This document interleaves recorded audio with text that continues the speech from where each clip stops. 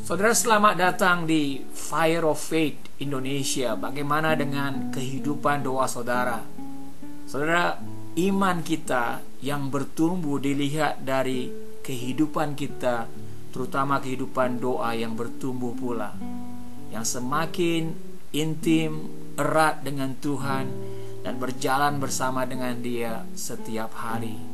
Channel ini saudara membantu saudara untuk kehidupan doa yang bertumbuh.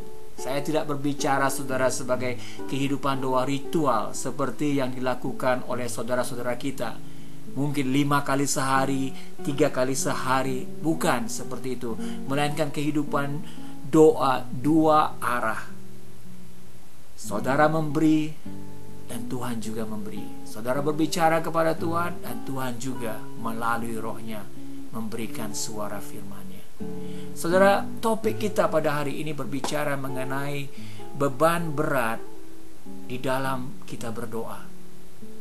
Banyak orang, saudara, datang berdoa pertama-tama karena dia merasakan ada beban berat di dalam hatinya. Itu baik sekali. Beban berat ini, saudara, mungkin disebabkan oleh kita menginginkan sesuatu terjadi di dalam kehidupan kita. Kita menginginkan anak kita bertobat. Kita menginginkan suami istri kita mengalami keberhasilan dalam pekerjaannya. Kita menginginkan supaya kita boleh mendapatkan jodoh yang tepat. Kita menginginkan pelayanan kita sukses. Kita memiliki beban berat karena kita tahu bahwa ada banyak keinginan dalam hati kita, dan hanya Tuhan yang dapat menyelesaikannya. Beban-beban berat seperti saudara memotivasikan kita untuk datang kepada Tuhan, karena memang firman Tuhan katakan, marilah kepadaku yang letih lesu dan berbeban berat, aku akan memberikan kepadamu kelegaan, sebab beban yang kupasang itu ringan. Itu kata firman Tuhan, kata Tuhan itu sendiri, saudara. Ada pengharapan bagi kita sehingga kita boleh datang berdoa. Saudara, permasalahan yang saya lihat ketika banyak orang Kristen memiliki beban berat dan datang berdoa, pada waktu kita katakan amin dalam nama Tuhan Yesus, selesai berdoa, beban berat itu masih ada. Ya enggak, saudara? Berapa banyak di antara saudara yang sudah datang kepada Tuhan, mencurahkan isi hati, menangis, atau juga melakukan jeritan-jeritan, klaim atau apapun, tetapi tetap saja beban di dalam hati itu tidak diangkat. Kita sudah selesai mengatakan dalam nama Yesus amin, tetapi setelah amin muka kita masih cemberut, hati kita masih berbeban berat.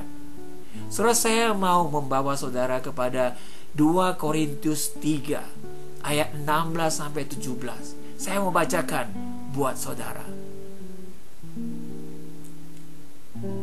Tetapi apabila hati seorang berbalik kepada Tuhan, maka selubung itu diambil daripadanya, sebab Tuhan adalah roh, dan di mana ada roh Allah, di situ ada kemerdekaan.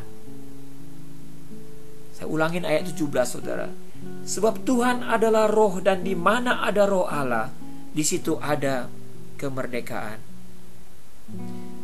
Konteks ayat ini, saudara, adalah Paulus membandingkan kemuliaan yang Musa terima ketika Musa bertemu dengan Tuhan membawa hukum Taurat. Pada waktu Musa turun menemui bangsa Israel, mukanya bersinar-sinar sangat terang sehingga menyilaukan bagi banyak bangsa Israel. Mereka tidak bisa melihat muka Musa.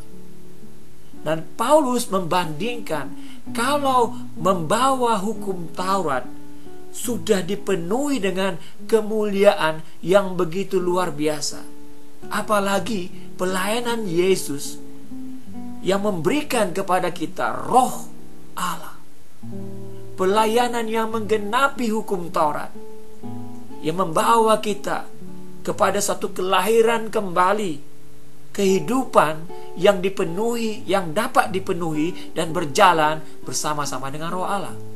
Dia membandingkan kalau Musa dengan hukum Tauratnya sudah begitu mulia, apalagi kita yang menerima Yesus Kristus dan dipenuhi oleh Roh-Nya. Nah, dalam konteks itulah dia membandingkan, kalau kita masih punya selubung, sesuatu yang menghambat kita, seperti beban-beban berat di dalam doa itu. Dia katakan, saudara, Tuhan adalah Roh. Di mana ada Roh Allah, di situ ada kemerdekaan. Maksudnya, selubung beban apa saja yang pada waktu kita bawa kepada Tuhan, ada potensi untuk beban itu dilepaskan dari diri kita. Kita dibebaskan, merdeka, tidak lagi mengalami beban-beban berat seperti itu. Banyak orang berdoa dengan memiliki beban berat sebelum dia berdoa, tetapi setelah dia selesai berdoa, bebannya masih ada. Kalau saudara sudah mengalami hal yang seperti ini, mungkin saudara belum belajar bahwa di dalam doa itu ada Roh Allah yang dapat membebaskan kita dari beban itu, dari selubung itu. Saudara, mengapa banyak orang, mungkin saudara juga, belum mengalami pembebasan dari hati yang berbeban berat setelah Anda berdoa? Berulang kali Anda berdoa, berulang kali tetap aja beban itu masih ada di dalam diri saudara. So, ada beberapa kemungkinan yang saya sarankan di sini.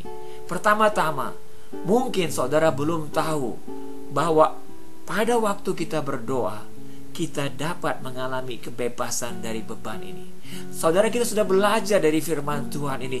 Kalau kita berdoa, ada Roh Allah yang hadir, maka beban berat kita itu bisa dibebaskan dari kita.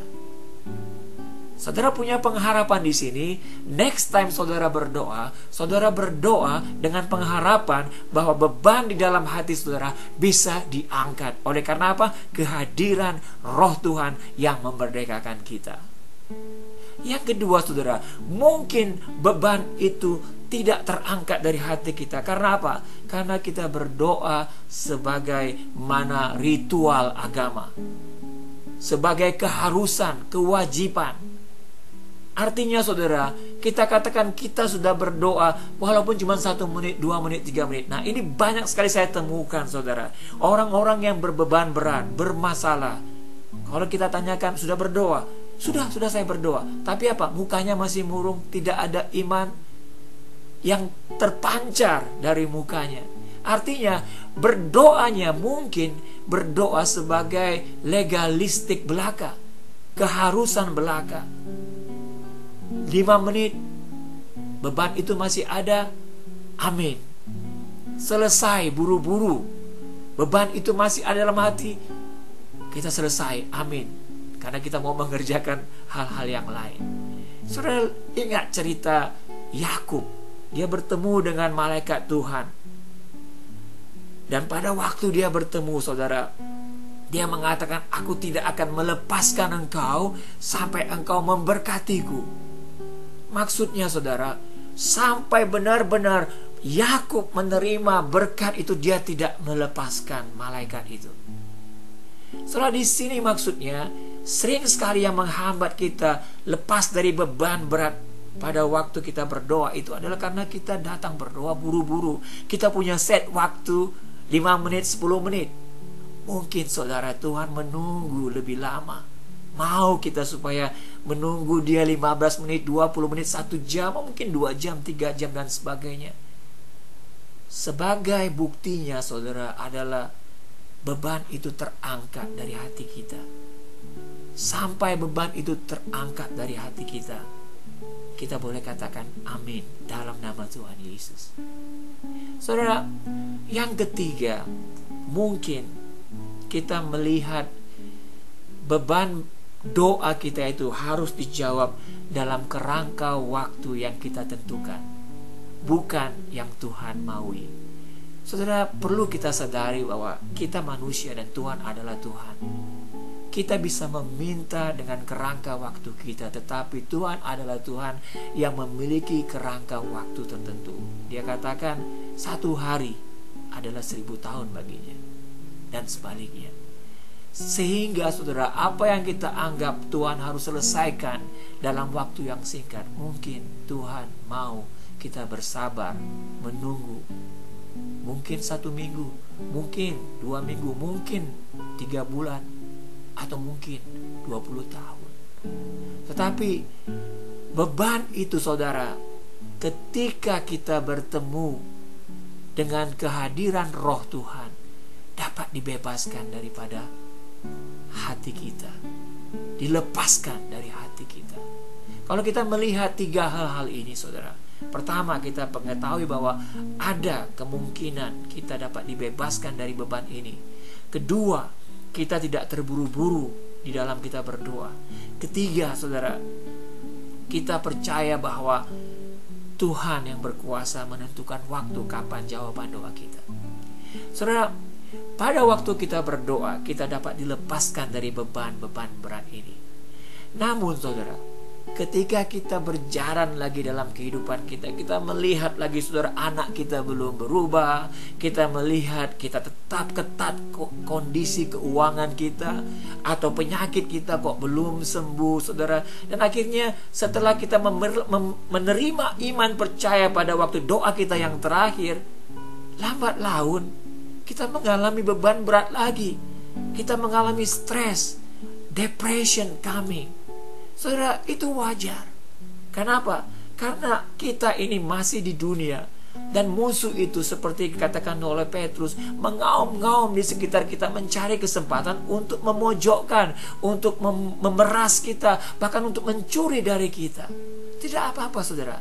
Oleh karena itulah kita perlu datang kembali ke berdoa. Tuhan, saya memiliki beban berat ini lagi. Saya dulu beriman kepadamu, saya mau disentuh oleh Roh Kudus. Saudara, berulang kali kita perlu melakukan ini. Sampai kita memiliki iman di dalam hati kita, kita katakan amin. Tuhan sudah mendengarnya. Dia sudah memberikan iman, keyakinan dalam hati saya. Kita berjalan lagi dan kemudian iman itu luntur, kita datang lagi berdoa. Kita datang lagi berdoa. Saudara, situasi-situasi beban berat ini saudara, dapat kita lihat sebagai panggilan Tuhan untuk kembali berdoa, membawanya kepada Tuhan. Dan jangan cepat puas dengan 1 kali doa dan sudah digantikan dengan iman, kita puas dan berhenti berdoa untuk hal itu. Jangan saudara, karena kita perlu terus berdoa sampai Tuhan menjawabnya. Kalau masih ada beban datang, doa lagi. Kalau masih ada beban dalam hati, tunggu Tuhan sampai Dia mengangkat beban kita keluar.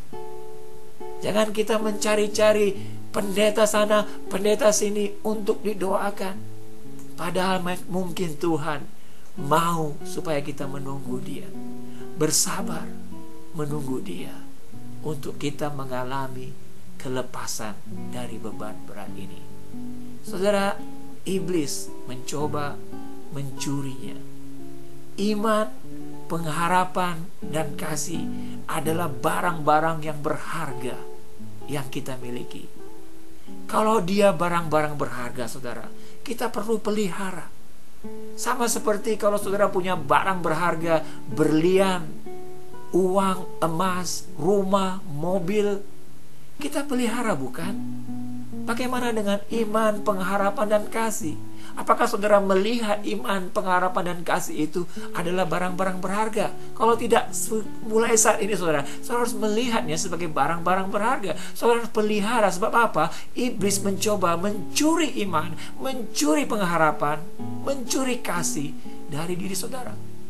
Walaupun dia sudah mencurinya saudara, tapi saudara masih punya kesempatan untuk datang berdoa dan meminta Tuhan mengembalikannya. Kalau itu dicuri dari hati kita, wajar kita mengalami beban berat. Wajar membawa kita berdoa. Sehingga saudara, kita perlu terus-menerus menjaga barang berharga ini. Ketika dia sudah mulai hilang dari hati kita, digantikan oleh beban, kita datang kepada Tuhan. Tuhan, saya mau minta iman, pengharapan dan kasih. Dan angkatlah beban-beban ini. Saudara, saya percaya kalau saudara menerima ajaran ini dan mulai mempraktekannya, tunggu Tuhan ketika beban itu masih ada dalam hati saudara. Jangan selesai dulu, buru-buru katakan amin. Tapi tunggu Tuhan. Tunggu lebih lama lagi. Sembah Dia, baca firman-Nya di dalam doa.